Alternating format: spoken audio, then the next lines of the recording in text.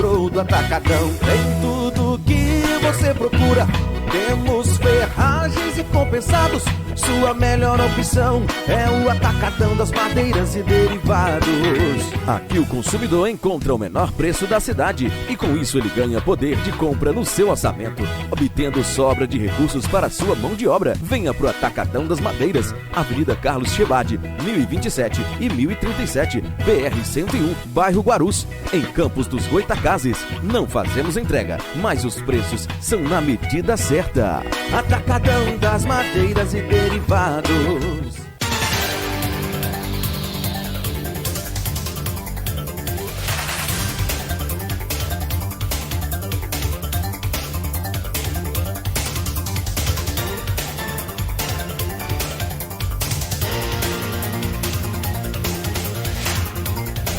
8h07, voltamos com Folha no Ar, primeira edição, oferecimento Laboratórios Plínio Bacelar e Clínica Proteus. E seguimos com o Folha no Ar, primeira edição. Nós temos hoje Dona Diva Abreu, Lúcia Talabia, Luísio Abreu Barbosa. Para os nossos ouvintes que estão chegando agora, um bom dia, bem-vindos aqui no Folha no Ar, primeira edição. E vamos seguindo. A Luísio soltou um tema. Agora, né? Diva Abreu, mais coisa como empresária, e hoje falando da sua parte como professora de História, ex-chefe do Departamento de Cultura de Campos, hoje Fundação Cultural Jornalista Oswaldo Lima. Lúcia Talabi, professora também, atriz, e Diva também, que é esse lado escuro da lua hoje para você, mas que já foi seu lado mais brilhante, e particularmente acho que continua sendo, como poeta, como cronista e como compositora de música. Fala um pouco dessa que não é só a ditadura lembrar cultural. disso não. Mas a entrevistada Sabe por que eu não gosto de lembrar? Porque para mim isso tudo fez parte, não faz ainda, né, das minhas veias, mas era o lado que eu gostaria de ser até hoje, que eu não sou mais. Então isso me, enfim, por conta de Aloysio Barbosa, eu fui alimentar o sonho dele e perdi o meu. E é isso. Vai puxar só pé de noite, hein? E me deixou de herança. e vai puxar de Lúcia. Lúcia De herança, isso isso tudo aqui. Vamos nós. Não. Mas fala um pouco, falando sério. Isso Começa quando você vai para Santa Úrsula. Eu não sei. Você formou uma história para o ouvinte entender. Você sai de Campos e vai fazer história em Santa Úrsula no meados dos anos 60, não é isso? Eu ia fazer neolatinas. Naquela época existiam neolatinas que eram era português, francês, espanhol, línguas latinas. Sim. Quando chegou lá, me deu uma doideira, e eu falei, vou fazer história. Porque no seu currículo aqui está dizendo que você abriu um clube de história no liceu antes. Abri, né? também. Eu já fiz muita coisa, já fiz agora, faço mais nada. Faço conta. Clube de história no liceu.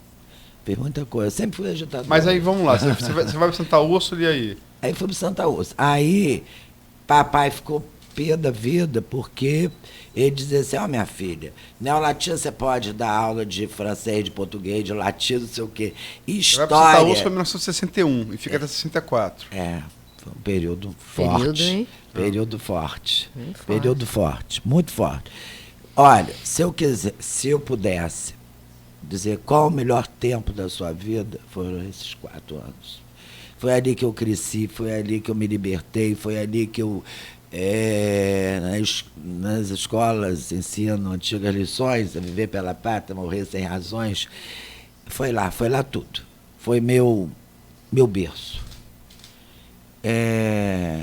Aprendi muito, fazia política estudantil, mas era excelente aluno, modéstia à parte. Namorei o curso de letras, então eu fiz o curso de letras de graça o tempo inteiro. Aí literatura, Domício Proença Filho, Tasso da Silveira, Casa Heitor Coni, fiquei colega desse povo. Uma grande oportunidade, né, Gê? Então, foi tudo. Ali, eu não queria voltar para Campo de jeito nenhum, mas fui entendeu? Apanhada e selada aqui, porque já estava com tudo lá arranjado, dando aula no Santa Úrsula, ia trabalhar com Paulo Mendes Campos na Editora do Autor, tudo prontinho. Mas aí meu pai chegou lá, vamos embora, porque eu estava agitando, fui presa, foi tudo. E era ótima aluna. Então foi meu tempo de... Foi presa, esclarece, foi presa por motivo político, né? Por motivo político, claro. Esclarece. Claro. E quem foi me soltar foi a madre Maria Imaculada, que era diretora do Santa Úrsula. Porque ela era agitadora também, então ela foi lá. Você voltou por obediência ou por medo? Por obediência, por medo. Não, foi castração mesmo. Aí eu falei, não, tem minha avó que me criou, que é a pessoa que eu mais tenho certeza que mais gostou de mim na vida, foi minha avó. Então, aí fica aquela coisa, né, entre a cruz e a espada. E aí eu vim, arranjaram emprego para mim aqui no Liceu, o João da Hora, então eu já tinha, aí eu vim embora. Mas aqui mesmo, com toda, meu avô era fazendeiro, brilhante, um falso brilhante, todo mundo achava ele o máximo, era uma pessoa que lia os irmãos Karamazov, ele lia, adorava Jorge Amado, e todo mundo achava brilhante, e era, realmente, mas ao mesmo tempo também tinha um lado coronelista dele. Mas essa parte como produtora de cultura, eu quero saber especificamente... Mas na faculdade mesmo, então, no liceu eu já agitava. Não, mas como produzindo cultura, poesia e prosa, no caso, crônica. Pensar se foi no liceu, acho que no liceu eu já escrevia, quando fui aluna. Não me lembro mais, não. Agora, lá no Santa Úrsula, por isso que eu digo, foi minha vida mais produtiva, mais tudo, foi no Santa Úrsula. E o momento também, né? E aí eu passei a escrever, sei lá como. Eu não sou poeta, eu escrevia. Ser poeta é uma coisa, escrever é outra. Cronista, tudo Você começa em jornal como cronista, na verdade, né? O primeiro envolvimento com o jornal foi na notícia do TV, do Salgado, como cronista. Como cronista. Eu e Serguei. Sérgio Escovedo. Um dia eu escrevi, outro dia Serguei escrevia. O doutor Hervé também foi Era também agitador, né? Tinha essa característica. O doutor Hervé foi... estimulante, né? Jornalista, mas também dramaturgo, né? Era a patota da notícia. Zé Cunha Filho. Celso Cordeiro, você, Jola Bastos. Lá Bastos não estava na patota, não. Era da notícia, mas não estava na patota. Era chamada patota da notícia. Martins Tafé, que faleceu há pouco tempo, muito grande poeta também, pintor. Grande poeta. Jornalista. E aí, quando Sai jornal no dia seguinte? Saía. Quando eu voltei para Campos, eu tinha que fazer alguma coisa nessa cidade, que é...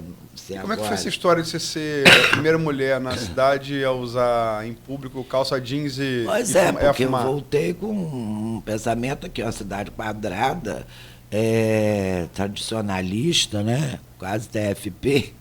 E aí eu voltei também, não fiquei quieta. Aí eu andava de calça Lee, na época era calça Lee.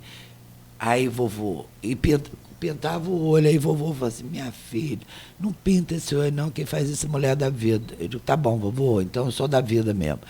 E ele era um falso liberal, entendeu? Era muito inteligente, todo mundo achava o vovô mal, mas era castrador. Aí eu sei que... Aí eu ia para notícia.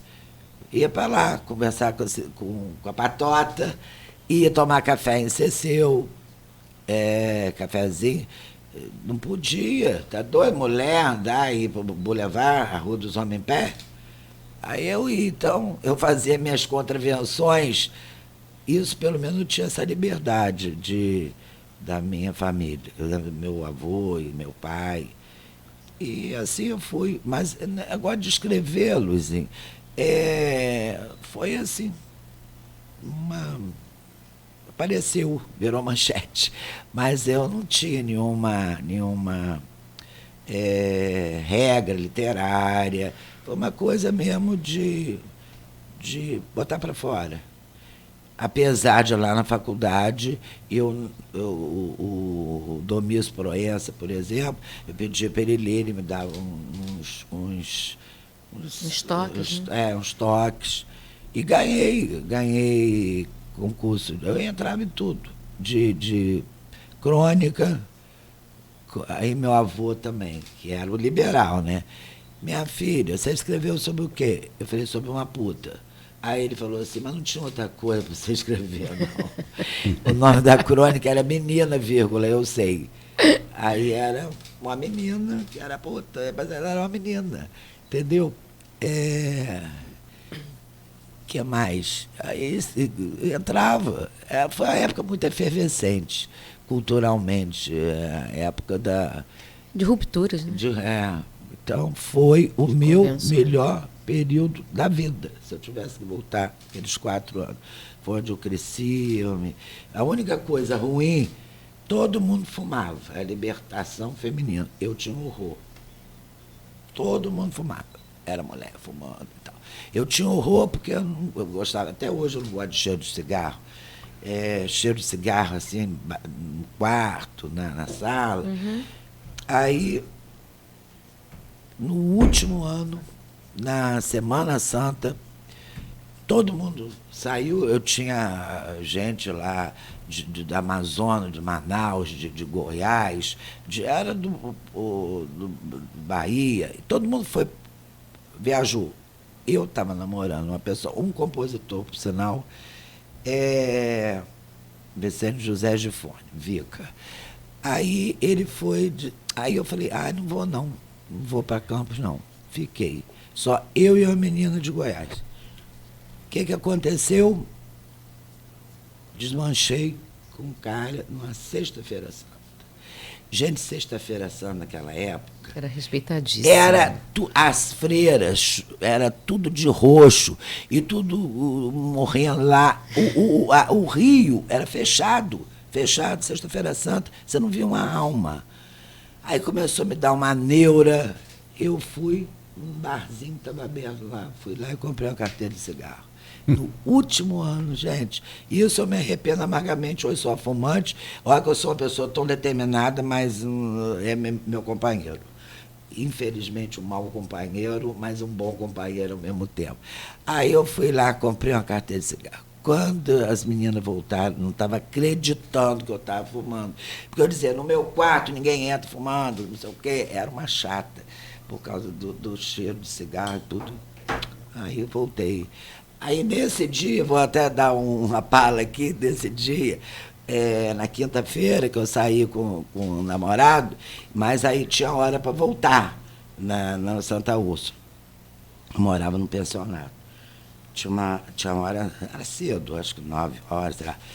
Aí ele falou, não, vamos ficar até, não sei, nós fomos ao teatro e tal. Eu vou deixar você dormir na casa de um amigo meu. Quem era um amigo dele? Geraldo Cazé. Eu dormi com Regina Cazé, que hoje está aí. Uhum. No outro dia de manhã, eu fiquei com tanta vergonha, sabe, você amanhecer numa casa que você não tem. Eu tomei o café, pirulitei. Foi aí que deu essa neura toda, que eu comprei o cigarro e estou até hoje. Dá uma crônica. Eu dormi com a Regina Cazé. Geraldo Cazé, que é um grande diretor de teatro e televisão e irmão de uns grandes arquitetos que foi professor. Foi. Paulo Cazé da Santa Úrsula, que eu fiz na Santa Úrsula e ele foi meu professor lá. Dona Diva, só lembrando aqui, olha, Sandra Maria Teixeira dos Santos, bom dia, minhas homenagens ao amigo Ive, trabalhamos juntos no Noviço, produção de Ângela Félix, direção de Capi, no metrô. E também lembrar aqui, que tá vendo concorrência aqui, pô, falei, você abre o olho que você tem concorrência para tomar o seu posto aqui. O José Vitor Silva, bom dia. Eu também ouço todo dia. Abraço para todos. Que legal. Então, a Vânia Cruz também cumprimentou aqui no início do programa. Também ouvinte, telespectadora assídua. E Lúcia, a gente falou aqui de alguns trabalhos que vocês fizeram junto, mas sem sombra de dúvida, o trabalho assim, para mim, mais premiado, né, foi o Rural também com o Cisneiro, e que vocês atuaram juntos. Sim. Ele morava no Rio, vocês saíram daqui, foram para o Rio, né? A história é essa, não é isso? Porque e foi muito premiado. Quando a gente saiu, né, foi em 86. Ganharam o prêmio Shell, não é isso? E o Rural foi a consequência, né? O Rural foi foi coroar uma história que começou desde a Justiça Cega. Porque tá aí uma coisa que se faça justiça, né? As pessoas de fora trazem para Campos coisas muito importantes, como foi o caso de Cisneiro e depois o Rafael Sanches. A importância, né, o Cisneiro trouxe para a gente a importância do fazer teatro, da interpretação como técnica, como estudo, e foi ele que nos deu o pontapé inicial. Então, na Justiça Cega, a gente começa a trabalhar com o Cisneiro, já vislumbrando uma carreira artística, e a partir daí eles fundaram Eu Saio de Campos, Ive fica, e eu saio em 84, e Ive fica e funda com Cisneiro, com Cristina Cruz, com João Villani, a sala de ensaio, que foi aí a grande escola de Ive e também a minha grande escola. Eu já fazia teatro em Salvador, mas quando vinha eu me internava na sala de ensaio. E é um período da vida de Ive que não é muito divulgado, mas foi ali que Ive entendeu realmente o que é ser um ator e como fazer. E ali eles produziram A Ponte sobre o Pântano, do Aldomar Conrado. Ele fazia com Cristina Cruz esse duo, dirigido por Cisneiro. Chegaram a levar esse espetáculo também ao Rio de Janeiro. Né? O Cisneiro tinha essa coisa, ele produzia aqui e sempre uma brecha a gente ia ao Rio apresentar. Então, Justiça Cega foi feita na Escola Martins Pena. Me lembro que naquela época nós conhecemos até um espetáculo do Mendonça, né? Depois, A Ponte sobre o Pântano, eles apresentaram, acho que na UERJ, algum festival lá, não me lembro bem. Depois foi feito A Ponte sobre o Pântano. Eu trouxe uma colinha aqui, que eu não vou lembrar de tudo, né? Mas, assim, Navalha na Carne, em 85, foi uma das montagens de Navalha na Carne mais linda que eu já assisti. Muito bacana. Eu já estava fora. Nossa, foi muito lindo o trabalho dele, esqueci o nome da menina. Luísa de La Sandre, acho que é esse o nome. E João Villani, os três em cena. Também produzido e feito na sala de ensaio, que ficava ali na 7 de setembro. Os Tortos Tecem Considerações foi feito em 86 e 87, Palhaçadas. Palhaçada foi o último espetáculo feito pela sala de ensaio, ainda com o nome Sala de Ensaio, mas já tendo oportunidade dado pela Silvia Paz de serem sediados ali em uma saleta no Palácio da Cultura. Nessa época, o Ive já estava estudando no Rio, porque a gente sai em 86, ele entra para a escola Disseu de Matos. Eu cheguei a estar na Disseu de Matos, mas eu já tinha feito o preliminar da Cal. Eu fui para a Cal e ele ficou na Disseu. E durante um tempo moramos juntos lá no Rio. E essa questão que você estava falando, né, das grandes oportunidades. Quando a gente está em uma cidade como o Rio de Janeiro, que também tem seus percalços na questão da arte, né, da cultura, mas você tem a oportunidade de encontrar essas pessoas que pensam né, que pensam a profissão, que acreditam na profissão. Isso é uma grande troca e oportunidade. E isso a gente teve, né? Eu, pelo meu caminho, e Ive com o dele, o Rio de Janeiro nos proporcionou uma outra visão. Uma outra visão. Você muda isso. Então, quando a gente volta, eu também não queria voltar para Campos. Mas Collor de Mello fechou todos os aparelhos culturais, né, em 90. E eu já com a minha filha bebê e grávida Yasmin, do meu segundo filho, que são as duas maiores produções da minha vida, né? Amo esses dois. E são dois artistas. Sim.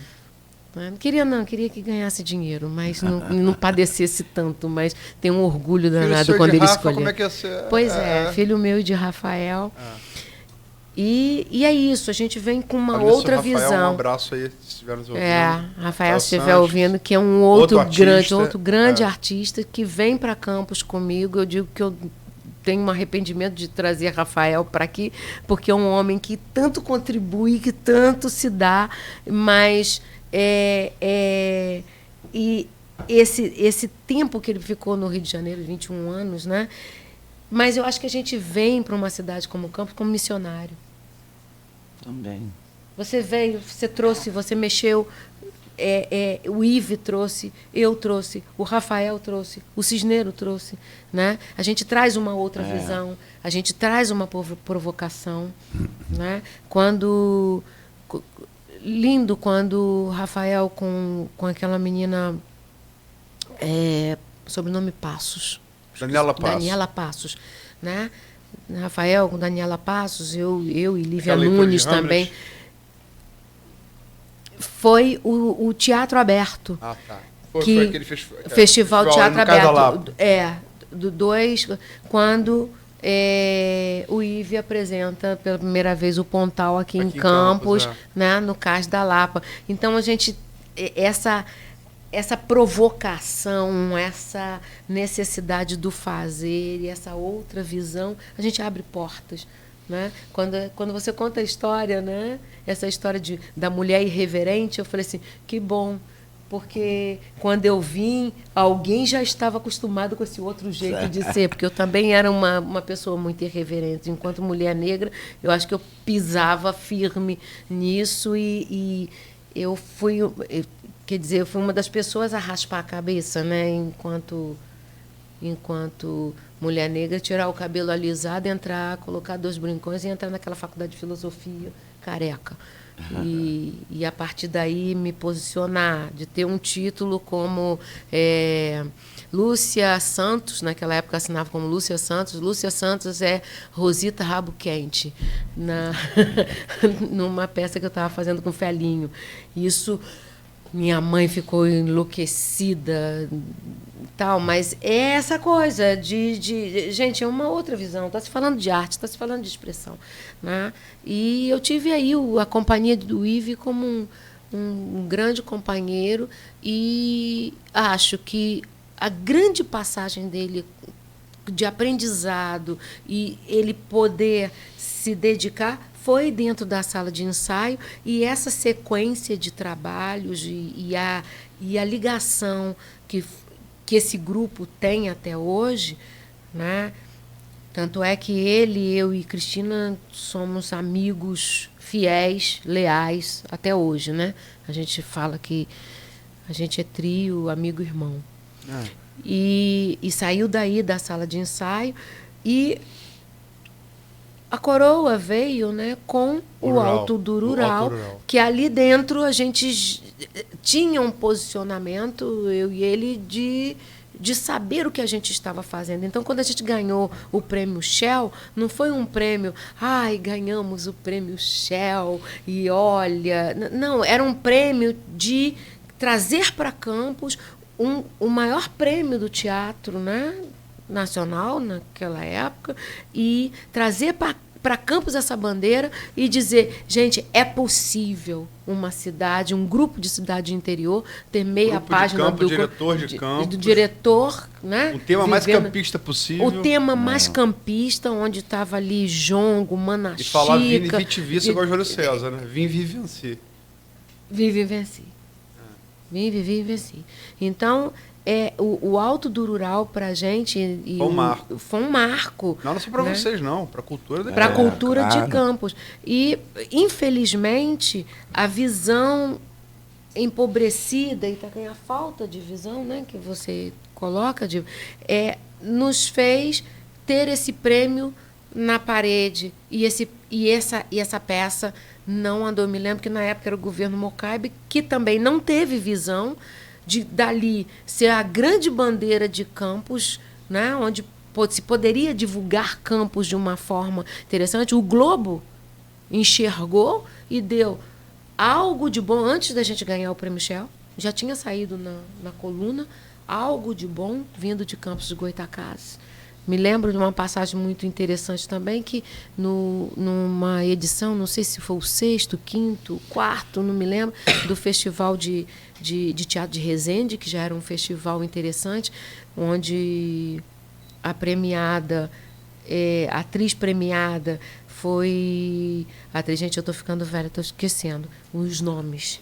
Alemão, sai de mim. Mas... Alemão aí? Não, alemão é Alzheimer. Alemão é outra coisa, é Alzheimer. É o Alzheimer. É o Alzheimer. Tá. Bate, alemão. Aquela atriz que fez um trabalho do Rabino.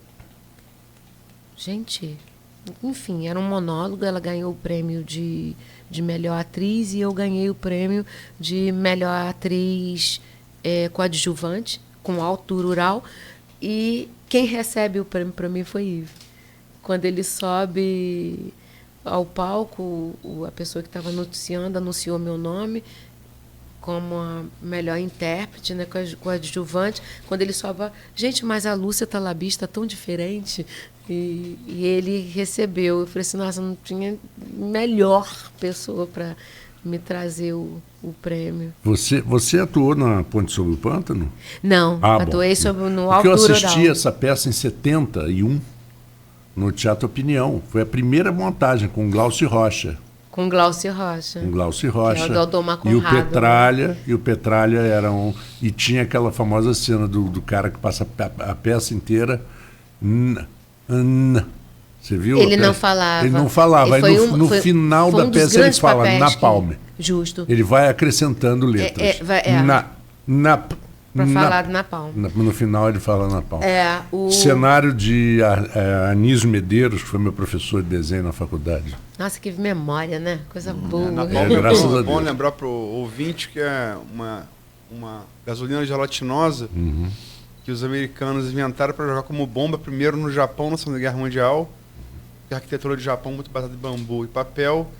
E ficou muito famosa no mundo inteiro na Guerra do Vietnã. Aquela cena famosa da menina correndo com a pele caindo. Com a pele caindo, Uma das fotos famosas do século XX, né? Então, Napalm. Já é prevenido com a bomba incendiária que vire por aí. Exatamente. Eu acho que esse foi um dos grandes papéis que eu vi representar, né?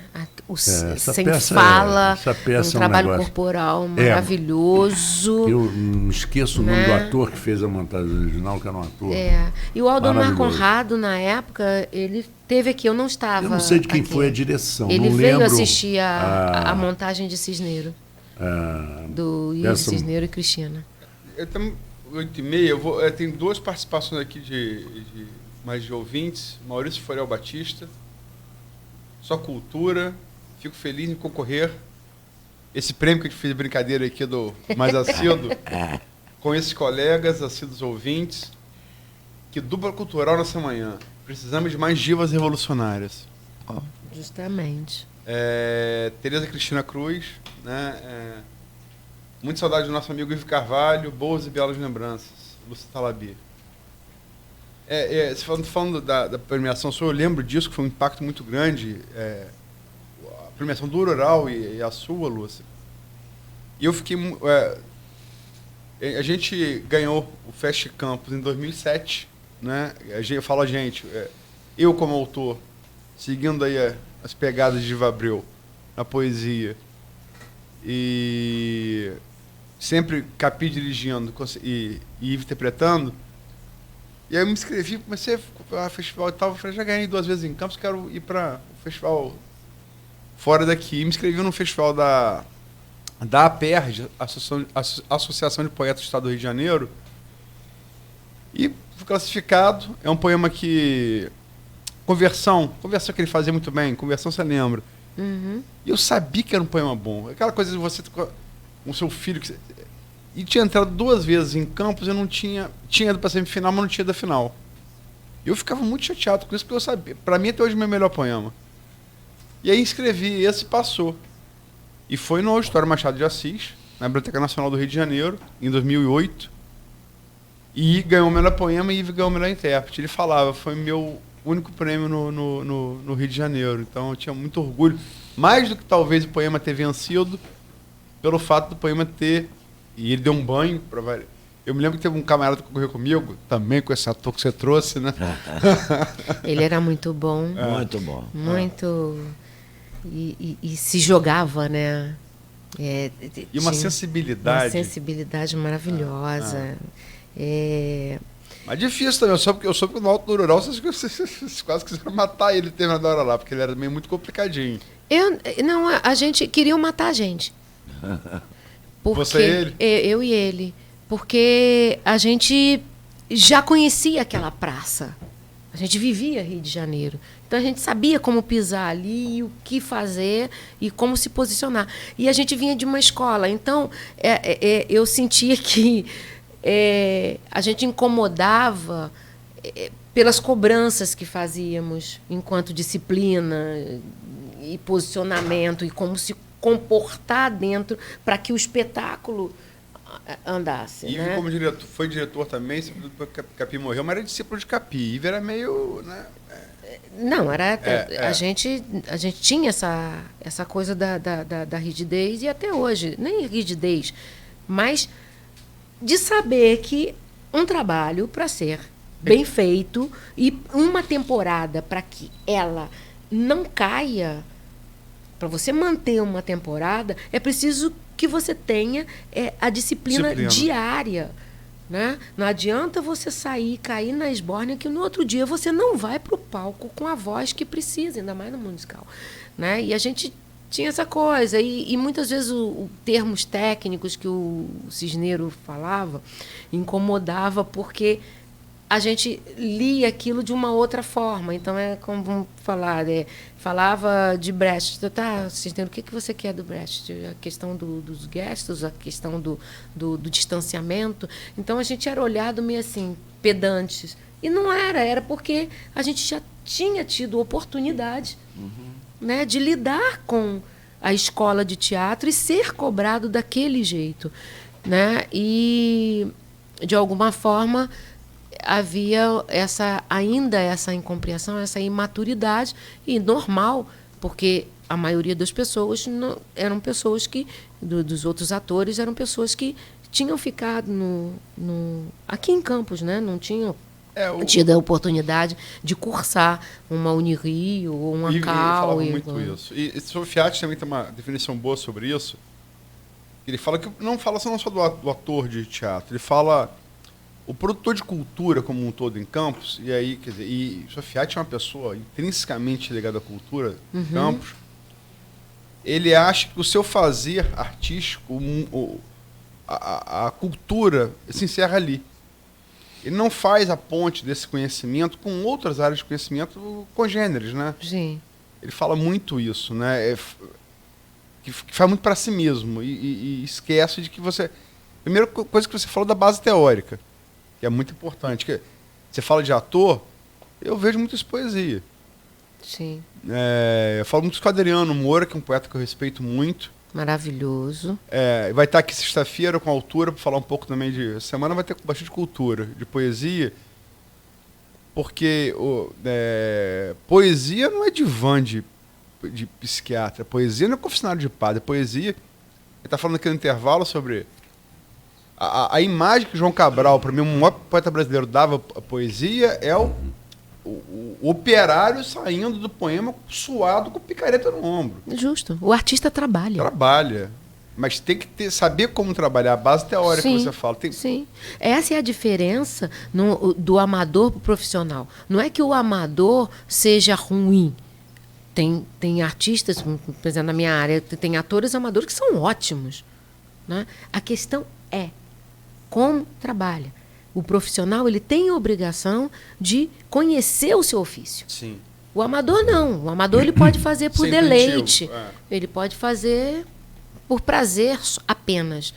O profissional não. O profissional ele tem que saber capinar, ele tem que saber ceifar, ele tem que saber semear, ele tem que saber cultivar. Né? E principalmente um observador da vida, né? Porque Justo. ele, na observação do dia a dia, que ele pega dicas e maneirismos para os seus personagens, para composição de personagens. O ator que é observador, lhe dá um papel e ele lembra imediatamente de uma pessoa que ele conheceu. Sim, porque, Você tem um outro porque olhar. você está 24 horas ligado. Você tem um outro olhar. Outro olhar. E era isso que eu vejo na sua fala, Diva, o que você gostava e de onde você não queria sair. É porque você estava inteiramente ligada com essa atmosfera da criação. Né? Quando a gente... E isso é uma coisa assim, muito ruim para um artista, quando ele é obrigado a defender o seu pão de cada dia, né? Fazendo o papel de outros. Durante um tempo você fazer conta é muito bom, agora você depender de fazer conta para comer, sendo a artista da letra, é muito ruim, porque você está deslocado da sua atividade, no seu universo. E isso é uma coisa que o Yves ressentia muito, eu também. Ele ainda se atirava mais, porque ele conseguia, de alguma forma, eu acho até que era solteiro, né? Então, solteiro que eu falo assim, não tinha obrigação livre, leve, solto, né?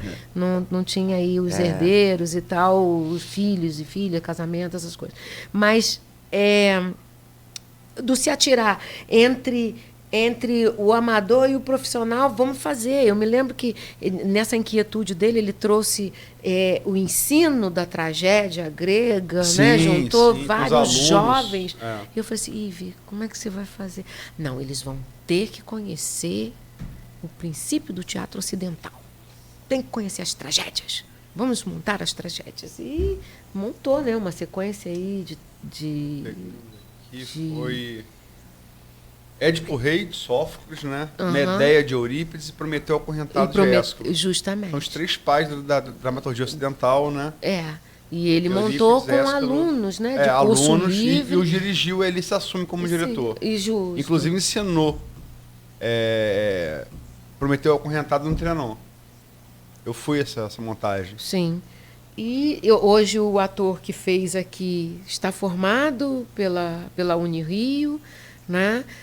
Assim como a Luísa Rangel também, Herverson Reis, não é isso? O nome não do vou ator. recordar o nome dele, não. O Iverson. Eu acho que é o Iverson. Mas eu vi ele em cena. A Luísa Rangel também, e também se formou na Unirio. Quer dizer, são essas provocações, né, que lá atrás a gente teve a partir do Cisneiros e continuamos a fazer, né? Continuamos a provocar e continuamos fomentando essa corrente. Enquanto alguém começou, você dá continuidade e vai passando de geração em geração.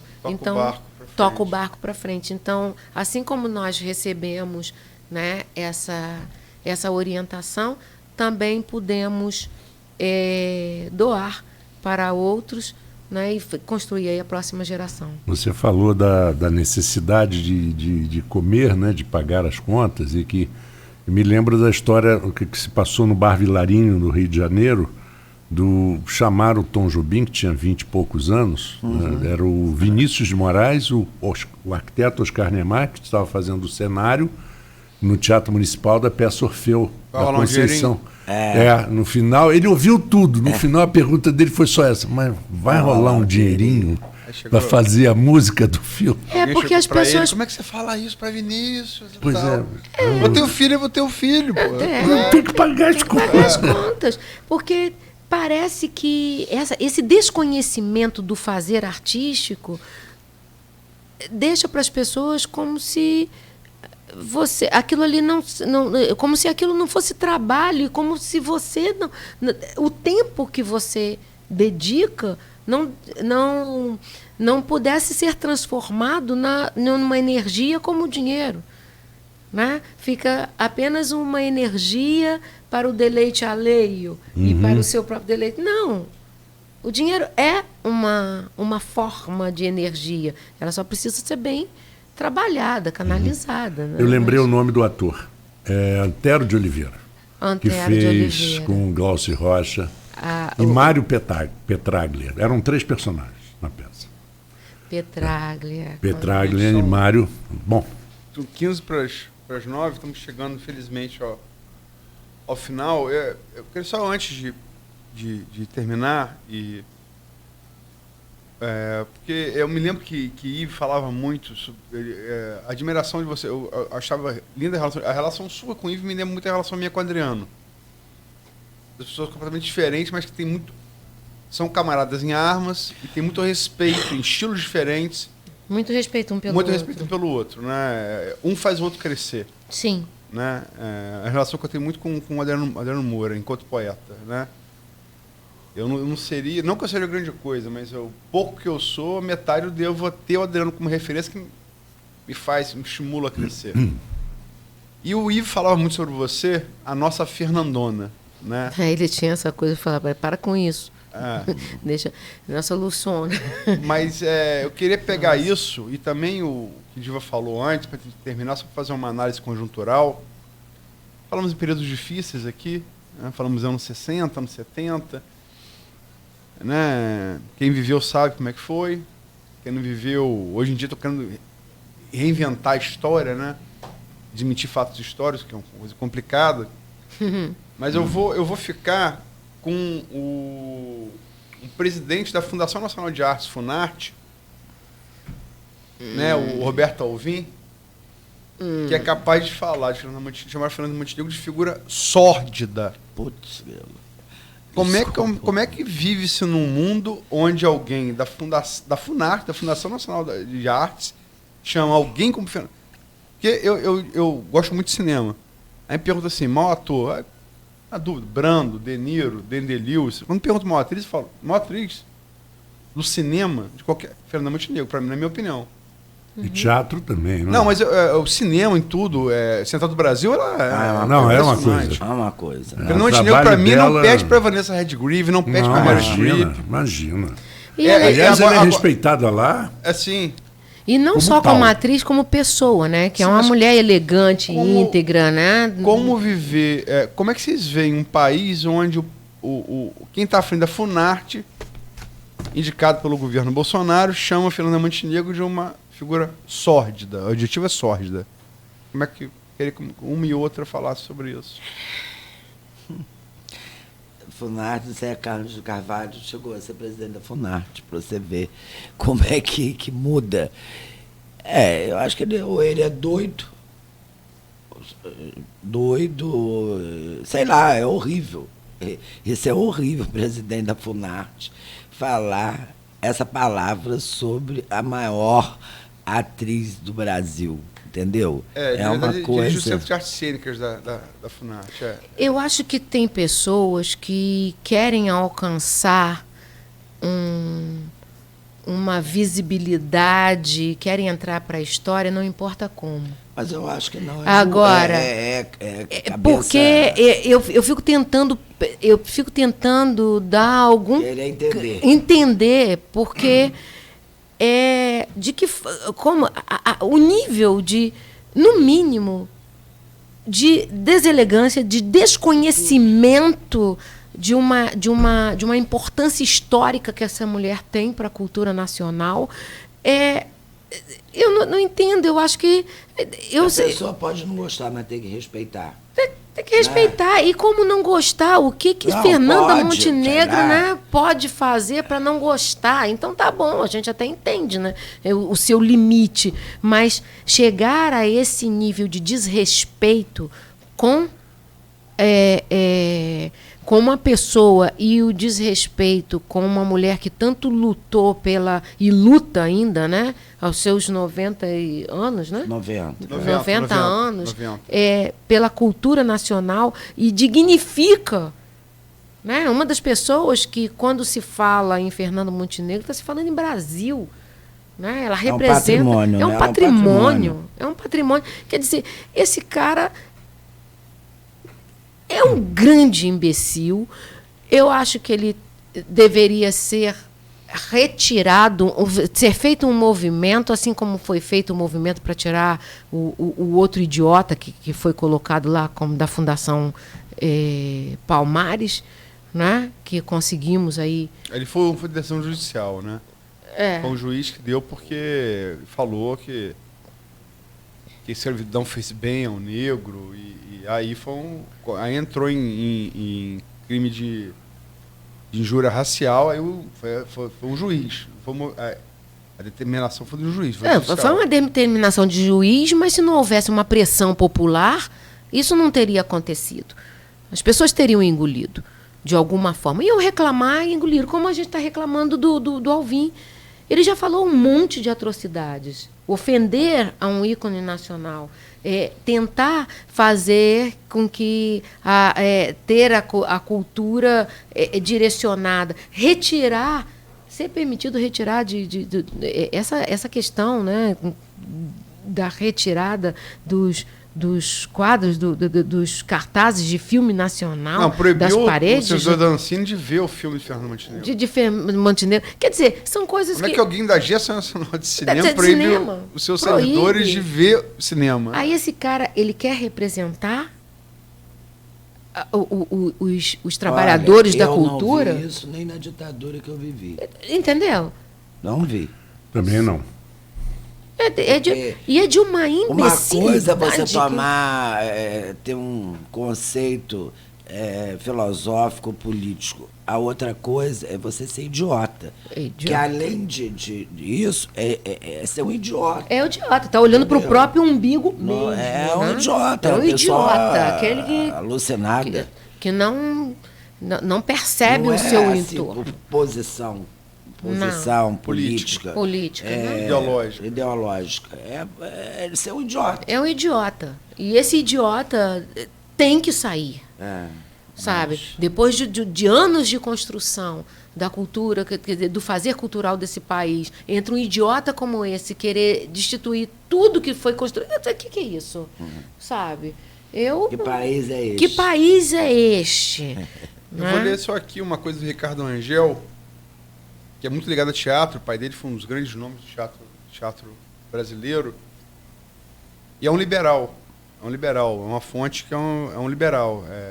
No Brasil seria direita, né? Nos Estados Unidos seria esquerda, mas no Brasil é direita, né? E é um homem que é produtor de cinema, né? Da O2, que é um grande produtor de cinema. Enfim, vou ler aqui, abre aspas. A cada dia, Bolsonaro dá mais uma prova de que tem o objetivo de destruir as artes e a cultura no Brasil. Sim. Não surpreende que Bolsonaro odeie as artes e a cultura e queira destruí-las. Quem conhece Bolsonaro sabe que ele é uma pessoa inculta, ignorante e ressentida, que quer destruir as coisas belas, que não compreende e que demonstram quanto ele mesmo é obtuso, vil e abrutalhado. Não. O que me surpreende são as pessoas cultas e sofisticadas que o defendem.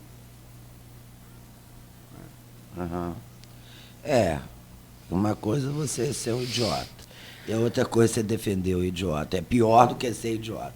Eu não sei Sobretudo ainda. se você não foi idiota, né? Eu não sei ainda como encontra respaldo. Estamos falando de cultura, né? De cultura. O resto. Mas respaldo nisso, porque ainda encontro pessoas que estão aí executando esse projeto nefasto. Vou citar outra expressão o ícone da direita liberal conservadora, um rapaz chamado Winston Churchill. The Pacers, os aplacadores, né? Traduzindo, os passadores de pano. Ele falava que cuidado ao passar pano na boca do crocodilo. Pode ser engolido por ele. Né? Tava falando daquela menção que ele fez naquela época, é outro rapaz que viveu naquele tempo, chamado Adolf Hitler.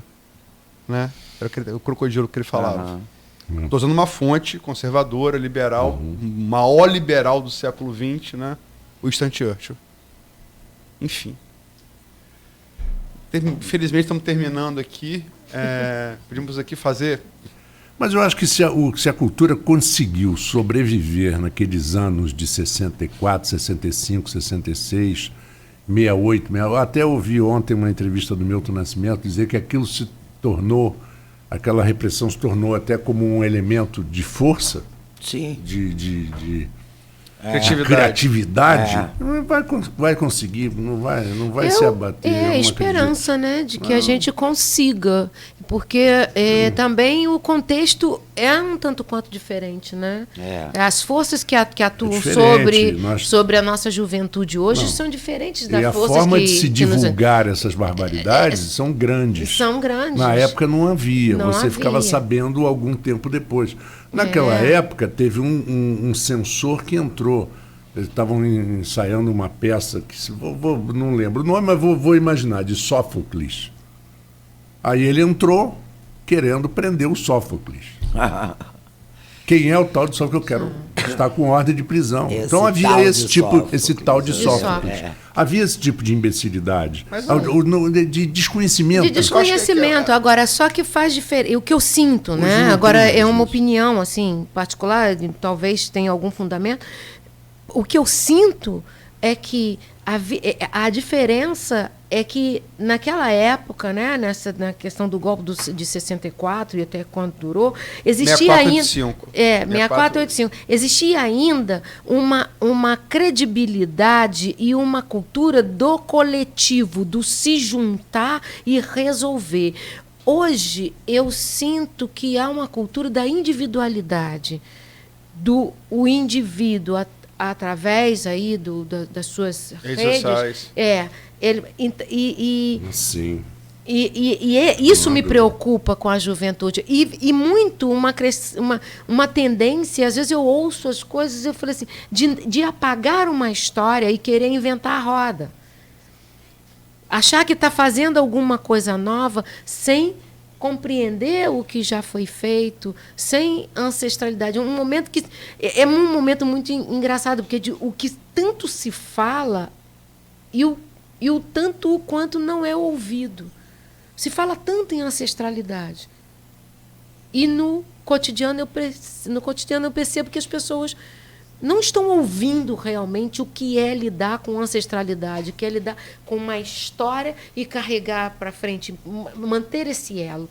Então, isso me preocupa, porque a cultura do individualismo ela está muito bem calçada nesse sistema e é intencional. E apoiado na extrema vaidade. Na extrema vaidade. É impressionante como as pessoas querem mostrar nas todo mundo feliz, redes sociais que são pessoas felizes, não têm dívidas, viajam o mundo inteiro e conhecem todos os lugares do mundo. Eu só me preocupo ficar no querem mostrar. Pontual quando o Diva, elas querem. Quando o Diva fala que nem na ditadura ela viu isso, me deixa muito preocupado. Mas é verdade. Sim. Mas é verdade. Sim. Esse olavismo é uma coisa... E eu que vivi entre um e outro, né? Nem vivi a década de Diva, peguei as consequências e, né?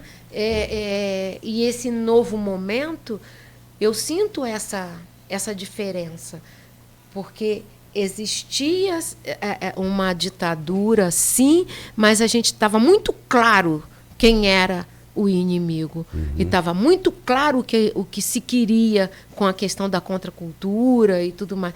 Agora as coisas estão meio que mescladas e insisto, uma cultura da individualidade, do protagonismo.